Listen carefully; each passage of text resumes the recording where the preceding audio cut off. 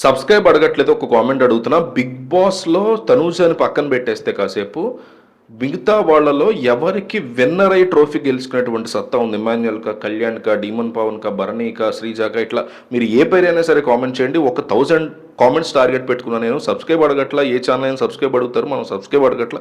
కేవలం ఒక కామెంట్ అడుగుతున్నా, 1000 కామెంట్స్ ఇవ్వండి. నాకు నా టీంకి కొండంత బలం మీరు ఇచ్చే ఒక కామెంట్. సో దయచేసి కామెంట్ చేయండి. బిగ్గెస్ట్ విన్నర్, బిగ్ ట్రోఫీని గెలుచుకునే విన్నర్ తనూజ కాకపోతే ఇంకెవరని మీరు అనుకుంటున్నారు అనేది కామెంట్ చేయండి. Tanuja voting and Kalyan voting మధ్య కాస్తంత కళ్యాణ్ ముందుకు జరిగినట్టు కనిపిస్తుంది. టాప్లో ఖచ్చితంగా తనూజానే ఉంది, అందులో డౌట్ లేదు. కానీ కొత్త పేరు ఎందుకు వస్తుంది అంటే కళ్యాణ్ పేరు ముందుకెళ్తున్నట్టు కనిపిస్తుంది.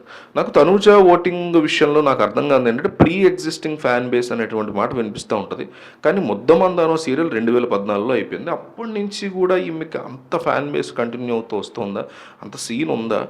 అంత స్ట్రాంగ్ పిఆర్ ఆమెకి నడుస్తుందా? లేక ఏదైనా ఎక్స్పోజ్ చేసినటువంటి పిఆర్ ఉందా ఆమెకి అనేది నాకు అర్థం కాదు. పోనీ అట్లా ఉంది కదా, పోనీ సెకండ్లో అయినా పవన్ కళ్యాణ్ ఉన్నాడు కదా అంటే అతనేమి సీరియల్ అతను కాదు, అతనికేమీ కోటీశ్వరుడు కాదు, ఫుల్ డబ్బు ఉన్నాడు కాదు, ఏమీ కదా. అయినా కానీ అతనికి కూడా బాగానే పడుతున్నాయి ఓట్లు. అంటే ఆమె లెవెల్లో కాకపోయినా బాగానే పడుతున్నాయి ఓట్లు. సో ఓవరాల్గా ఫేక్ ఓటింగ్ అని చెప్పి అనలేం.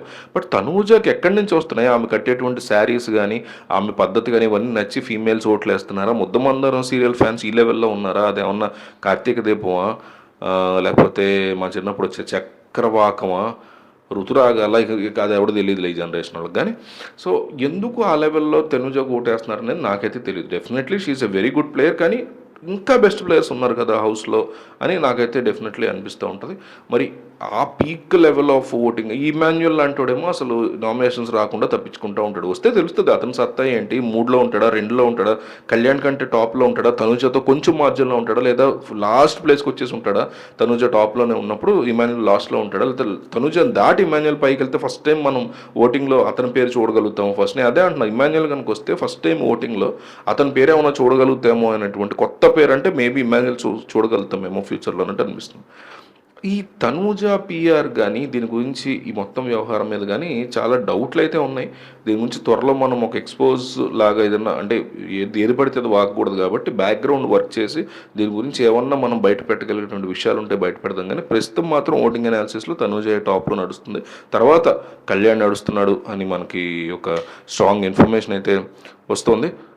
సో అంటే మంచి మంచి పిఆర్ టీములు పెట్టుకుని కళ్యాణ్ కూడా ఖర్చు పెట్టాడు అన్నట్టు అనిపిస్తుంది. మంచి ఎడిటింగ్లు అవి కూడా ఉన్నాయి అతని అకౌంట్లో. సో మీకు ఏమనిపిస్తుంది ఈ ఓటింగ్ గురించి? అందరూ రకరకాల క్వశ్చన్స్ చేస్తున్నారు. మీ మీ ఒపీనియన్ ఏంటి మొత్తం ఈ నామినేషన్స్ అండ్ ఓటింగ్ వ్యవహారంలో అనేది డెఫినెట్లీ కింద కామెంట్ చేయండి. అండ్ తనూజాని పక్కన పెట్టేస్తే ఉన్న వాళ్ళలో విన్నర్ అయ్యేటువంటి అవకాశం ఎవరికి ఎక్కువగా ఉంది? డెఫినెట్లీ కామెంట్ చేయండి. ఒక కామెంట్ అడుగుతున్నా నేను, ఇంకేం అడగట్లేదు. సో దయచేసి కామెంట్ చేయండి.